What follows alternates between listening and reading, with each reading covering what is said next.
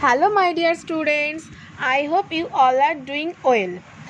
Today we will read মনের জোরই জোর লিখেছেন অজয় বসু।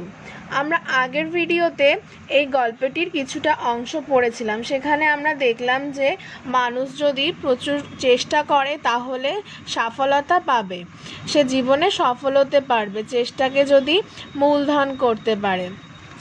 আর সেই চেষ্টাকে মূলধন করে প্রতিবন্ধী মানুষেরা কিভাবে যে সফলতা লাভ করেছে এবং প্রতিবন্ধী মানুষেরা কিভাবে সেই প্রতিবন্ধকতা কাটিয়ে জীবনে সাফল্য হয়েছে সেটা আমরা জানছিলাম এই গল্পটি পড়ে। ফার্স্টে আমরা মার্কিন অ্যাথলেটিক রে ইউরির কথা জানব। যেমন ধরা যাক মার্কিন অ্যাথলেটিক রে ইউরির কথা। আধুনিক অলিম্পিক ক্রীড়ার গোড়ার পর্বে রে ইউরি ওই আসরে ৯ করে ৮টি সোনার মেডেল পেয়েছিলেন। একাধিক অলিম্পিক প্রতিযোগিতায় স্ট্যান্ডিং লং জাম্প ও স্ট্যান্ডিং হাই জাম্পে শীর্ষস্থানাধিকার করে। এখানে রে ইউরির কথা বলা হচ্ছে, তিনি মার্কিন অ্যাথলেটিক, মানে তিনি ইন্ডিয়ান নন, বিদেশি। তিনি কি করেন, তিনি অলিম্পিকে কটা সোনার মেডেল পান? ৮টা সোনার মেডেল পান। সোনার মেডেল কিভাবে পায় অলিম্পিকে তোমরা নিশ্চয়ই জানো। যারা ফার্স্ট হয় তাদেরকে অলিম্পিকে সোনার মেডেল দেওয়া হয়, সেকেন্ড যারা হয় তাদেরকে হলো রুপোর মেডেল দেওয়া হয় এবং যারা থার্ড হয় তাদেরকে ব্রোঞ্জের মেডেল দেওয়া হয়। তাহলে ইনি সোনার মেডেল পেয়েছেন, তার মানে উনি ফার্স্ট হয়েছেন 8টি খেলাতে। কী কী খেলা ছিল?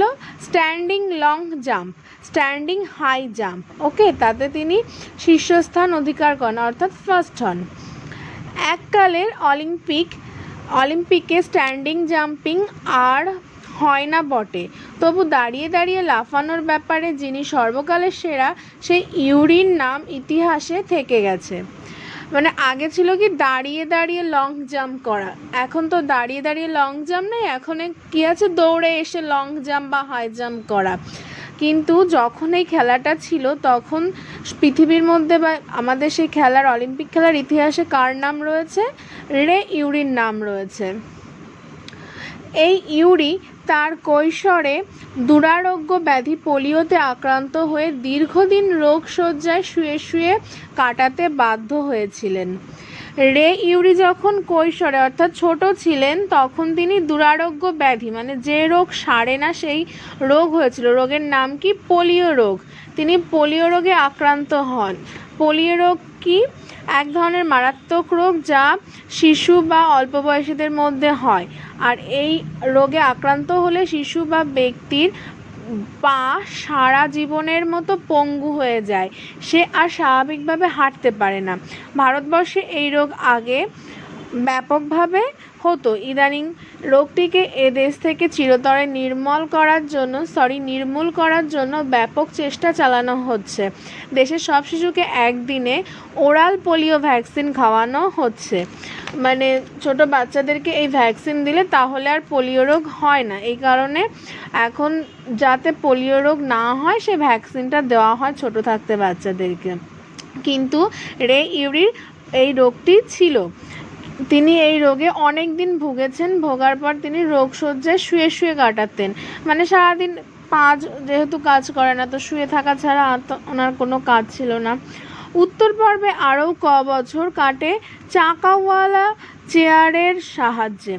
উত্তর পর্বে মানে পরবর্তীকালে তিনি চাকাওয়ালা চেয়ার, মানে হুইল চেয়ার যেটাকে বলা হয়, হুইল চেয়ারের সাহায্যে চলাফেরা করতেন। মানে তিনি বিছানা ছেড়ে তখন হুইল চেয়ারে উঠে বসা শিখেছেন বা বসতে পারছেন। ডাক্তার বদ্যিরা রায় দিয়েছিলেন এ ছেলে কোনো দিন সুস্থ জীবন ফিরে পাবে না। মানে চিকিৎসা চেষ্টা করেছিলেন কিন্তু ডাক্তার কি বলে দিয়েছিল, উনি কখনো সুস্থ জীবন, মানে আমাদের মতন পায়ে হাঁটতে কখনো পারবেন না। কিন্তু রে তবু হাল ছাড়েননি। দিনের পর দিন, বছরের পর বছর মুখ বুজে বিবিধ ব্যায়াম অনুশীলন করে চাকাওয়ালা গাড়ি ছেড়ে মাঠে এসে দাঁড়িয়েছেন এবং সুস্থ সবল প্রতিদ্বন্দ্বীদের সমস্ত মনটাকে ভিজিয়ে দিয়ে গেছেন। বলছে কি, যখন চিকিৎসাবিদ্যা হার মেনে নিয়েছে কিন্তু রে ইউরি হার মানেনি। তিনি কি করতেন, দিনের পর দিন বছরের পর বছর মুখ বুজে নানা রকম ব্যায়াম অভ্যাস করতেন। তারপর সেই ব্যায়ামের ফলে উনি চাকাওয়ালা গাড়ি থেকে মানে হুইল চেয়ার থেকে মাঠে এসে দাঁড়িয়েছেন, মানে তিনি হাঁটতে পারতেন। এবং সুস্থ সবল প্রতিদ্বন্দ্বীদের, এবং যারা সুস্থ মানে হলো তারা মানে যেসব যারা কোনোদিনও অসুস্থ হয়নি বা কোনো রোগ ছিল না, সেই প্রতিদ্বন্দ্বী বলতে ইংলিশে যাদের আমরা কম্পিটিটার বলে থাকি, মানে প্রতিযোগী, যেসব প্রতিযোগী ছিল তাদের সঙ্গে উনি প্রতিযোগিতায় অংশগ্রহণ করেন এবং মনটাকে ভিজিয়ে দিয়ে গেছেন। মানে তিনি হাঁটতে পারতেন না, সেখান থেকে হাঁটতে পেরেছেন এবং তারপরে এই খেলাগুলোতে কি প্রথম হয়ে তিনি বাকি সবার আর কি মন জয় করেছিলেন। মনের একাগ্রতায় রে ইউরি বলতে গেলে চিকিৎসাবিদ্যাকে হার মানিয়ে নিজের শারীরিক সম্পত্তিকে বাড়িয়েছেন কতকটা বিস্ময়কর পথেই। বলছে কি, মনের একাগ্রতায় বলতে মনের জোরে রে ইউরি এই চিকিৎসাবিদ্যা মানে যে চিকিৎসাবিদ্যা হার মেনে নিয়েছিল যে ওনার পা ঠিক হবে না, সেই চিকিৎসাবিদ্যাকে হার মানিয়ে তিনি নিজের শারীরিক সম্পত্তিকে মানে যে শরীরের যে শক্তি বা হাত পা যে কাজগুলো করে এগুলোকে বাড়িয়ে একরকম বিস্ময়কর পথে মানে সবাইকে অবাক করে দিয়েছেন তিনি এই সফলতা লাভ করার পর। এবার নেক্সট আমরা আরেকজনের কথা জানবো। তিনি কে? দক্ষিণ আফ্রিকার পটজিটার তার কালে ছিলেন বিশ্বের শ্রেষ্ঠ হার্ডলার। বলছে দক্ষিণ আফ্রিকায় বাস করতেন পটজিটার নামে এক ব্যক্তি। তিনি ছিলেন বিশ্বের শ্রেষ্ঠ হার্ডলার হলো এক ধরনের খেলা যেখানে হলো অনেক রকম হার্ডেল থাকবে, মানে কঠিন খেলা একসঙ্গে মিক্স করা থাকবে, সেগুলোকে পরপর পার করে যেতে হবে, গিয়ে হলো ফিনিশিং লাইনে পৌঁছাতে হবে। যেমন ধরো ফার্স্টে হাই জাম্প, তারপর লং জাম্প, তারপরে হয়তো দেওয়ালে চড়তে হবে, তারপরে হয়তো কোথাও লাফ মারতে হবে, কোথাও হলো কোনো কিছু তলা দিয়ে যেতে হবে, এরকম পরপর অনেকগুলো লেভেল থাকবে হার্ডলারে। 440 গজ হার্ডলার দৌড়ে তিনি বিশ্ব রেকর্ডও গড়েছিলেন। বলছে 440 গজ হার্ডেল দৌড়ে তিনি বিশ্ব রেকর্ড গড়েছিলেন। অথচ অনেকেই জানেন না যে বিশ্ব রেকর্ড করার মাস কয়েক আগে পটজিটার ঘাড়ের একটি হাড় ভেঙেছিলেন। বলছে তিনি বিশ্ব রেকর্ড যখন গড়েন, এই গড়ার আগে মাসখানেক আগে কী হয়েছিল, তার ঘাড়ের হাড় ভেঙে গিয়েছিল। তবে হাড় ভাঙলেও পটজিটারের মন ভেঙে পড়েনি। আমরা কি করতাম, ঘাড়ের কোথাও হাত ভেঙে গেছে বা কোনো কিছু হয়েছে, তাহলে আমরা কি করতাম, সারাদিন শুয়েই থাকতাম, রেস্ট নিতাম, আমাদের কষ্ট হচ্ছে এরকম আমরা বলতাম। কিন্তু দেখো এখানে পটজিটার হাড় মানেনি, যতই তার ঘাড় ভেঙে যাক না কেন তিনি কি করেছেন, সেই অবস্থায় তিনি বাড়তি উৎসাহ উদ্যমে অ্যাথলেটিক্স চর্চা চালিয়ে যান। বলছে অ্যাথলেটিক্স মানে খেলাধুলার যেসব চর্চা, ওনার যতই ঘাড় ভেঙে যাক না কেন তিনি সেই সব প্র্যাকটিস করে গেছেন, যা প্র্যাকটিস করতে হয় একজন অ্যাথলেটিক্সকে।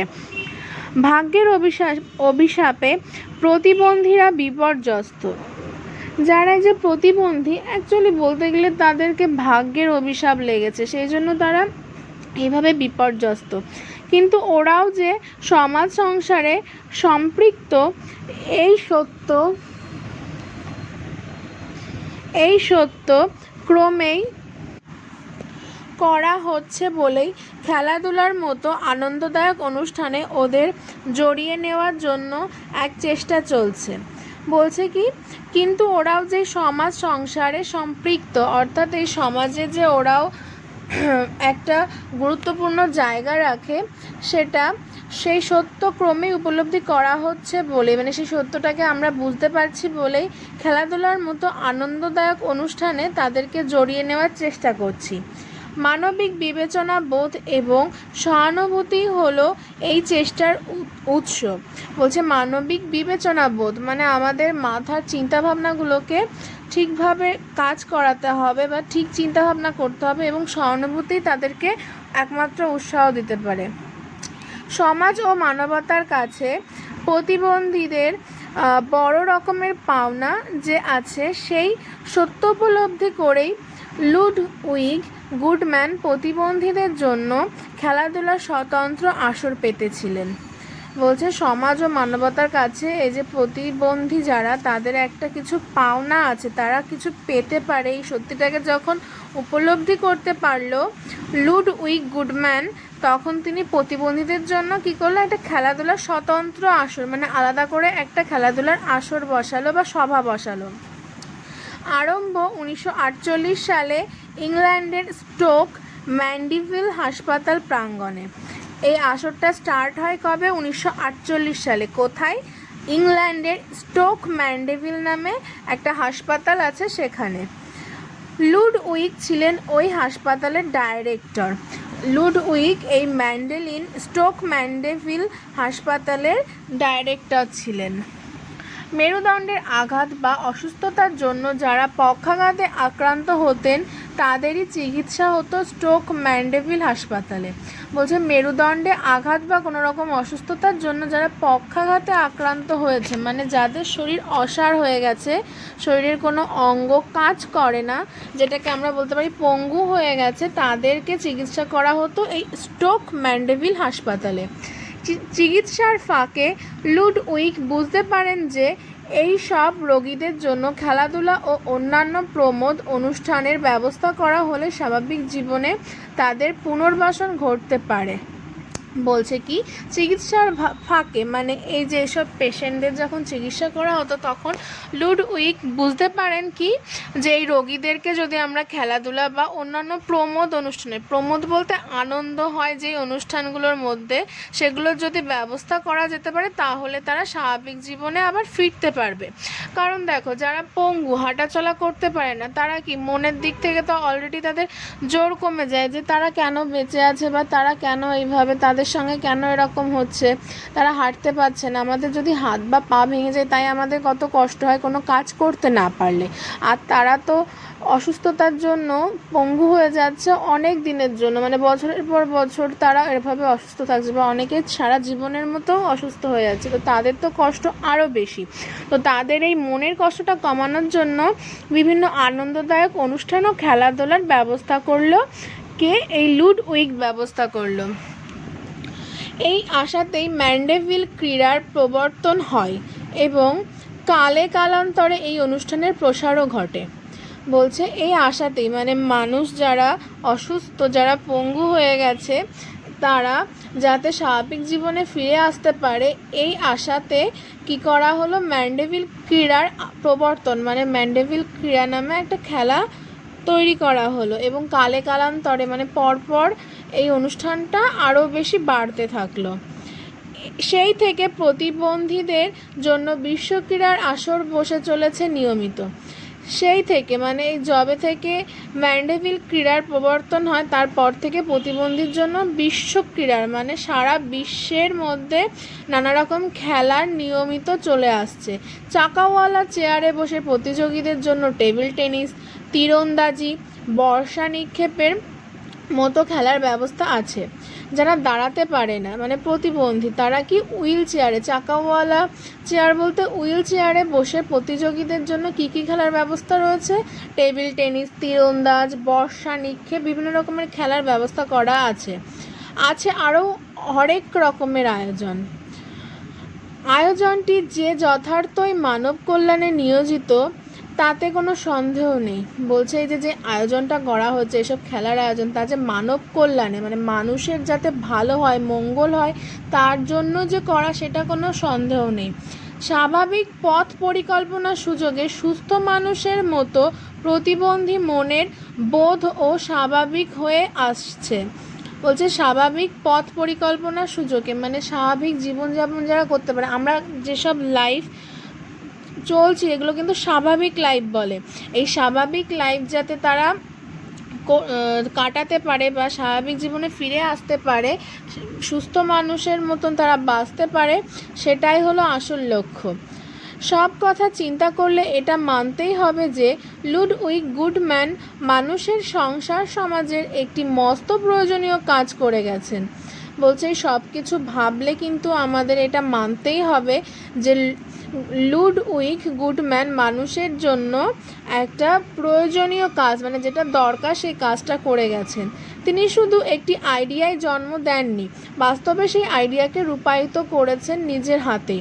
বলছে তিনি শুধু আইডিয়া দিয়ে যায়নি যে এটা করলে ভালো হয় বা ওটা করলে ভালো হয়, তিনি যে আইডিয়াটা ভেবেছেন সেই আইডিয়াটা বাস্তবে রূপায়িত করেছেন। মানে তিনি এই যে ম্যান্ডেভিল ক্রিয়ার প্রবর্তন করে সেটা বাস্তবে দেখিয়ে দিয়েছেন যে এইভাবে এইভাবে করতে হবে, এইটাই হলো আইডিয়া। তার কাছে শুধু প্রতিবন্ধীরাই নয়, সুস্থ মনা সকলেই অশেষ ঋণী। আমরা এই গুডম্যানের কাছে বা লুডউইগ গুডম্যানের কাছে অশেষভাবে কি ঋণী রয়েছি, কারণ তিনি এই প্রতিবন্ধী বলে নয়, সুস্থ মনা যেসব মানুষ আছে সবার জীবনকে স্বাভাবিকভাবে ফিরিয়ে আনার জন্য বা স্বাভাবিক অবস্থায় ফিরিয়ে আনার জন্য এক বড় প্রতিদান রেখে গেছে আমাদের।